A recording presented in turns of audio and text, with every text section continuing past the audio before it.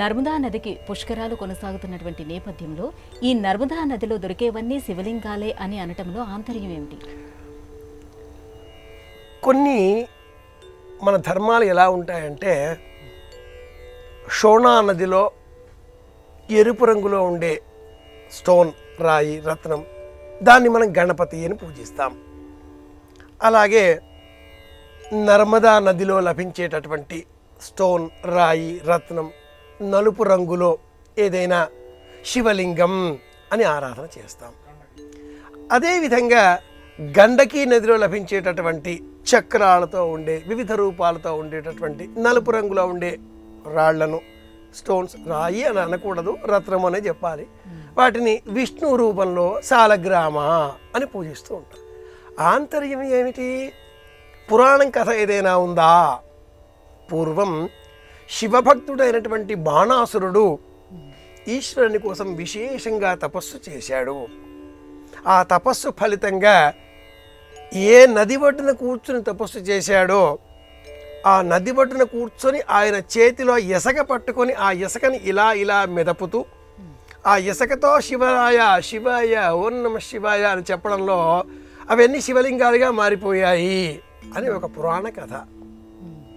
ఇదే విధంగా తులసి అనేటటువంటి పతివ్రత, జలంధరుడి ఇల్లాలు, ఆవిడ అన్న మాటకు అనుసరించి శాపకారణంగా శ్రీమన్నారాయణమూర్తి సాలగ్రామ రూపం పొందినట్లుగా, ఈశ్వరుడు సైతం లింగరూపం పొందినట్లుగా, నదులలో ఈ విధంగా వారి నివాసాలు ఏర్పడినట్లుగా కూడా పురాణాలు చెబుతాయి. పురాణాల ఆంతర్యం ఏమిటి అంటే, నదులను కాపాడుకోవాలి. పుష్కరం అంటే పోషయతీతి, పుష్టిరి, పుష్టౌ అనే అనేక ఉత్పత్తులు చెబుతాం. 12 రోజులే అని కాకుండా పుష్కరాలు సంవత్సర కాలమంతా ఉంటాయి ఒక నదికి. ఈ క్రమంలో మొదటగా వచ్చే 12 రోజులు 12 రాశులకు ప్రతీకగా ఒక్కొక్క రాశి ఒక రోజు చొప్పున ప్రారంభ పుష్కరాలు. సంవత్సరం చివరలో గురువు సంచారాన్ని అనుసరించి ఈ పుష్కరాలు ఏర్పడుతూ ఉన్నాయి. ఈ సంచారంలో గురువు మళ్ళీ మిథునంలో ప్రవేశించబోయేటటువంటి తరుణంలో వచ్చే సంవత్సరం మే నెలలో అంత్య పుష్కరాలు, చివరి 12 రోజులు. ఈ మధ్య సమయం అంతా కూడా పుష్కర శక్తి ఆ నదిలో అపరాహ్న వేళ 12 గంటల నుంచి 2 వరకు నిక్షిప్తమై ఉంటుంది. కనుక ఈ 12 రోజుల్లోనే పుష్కరాలు చేయాలి, స్నానాలు చేయాలి, పిండ ప్రదానాలు చేయాలి, దానాలు చేయాలి, అయ్యయ్యో కుదరలేదే అని ఎవరూ బాధపడక్కరలేదు. సంవత్సర కాలం అంతా కూడా చేయవచ్చు. అంత్య పుష్కరాలు మళ్ళీ చివరిలో 12 రోజులు ఉంటాయి, అప్పుడు వెళ్ళవచ్చు.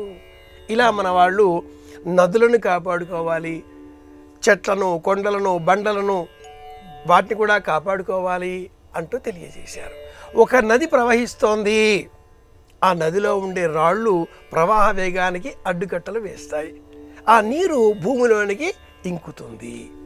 ఒక నది ప్రవహిస్తోంది, ఇరువైపులా ఇసుక ఉండాలి, ఇసుక లేకపోతే నీరు ఎలా నిలుస్తుంది?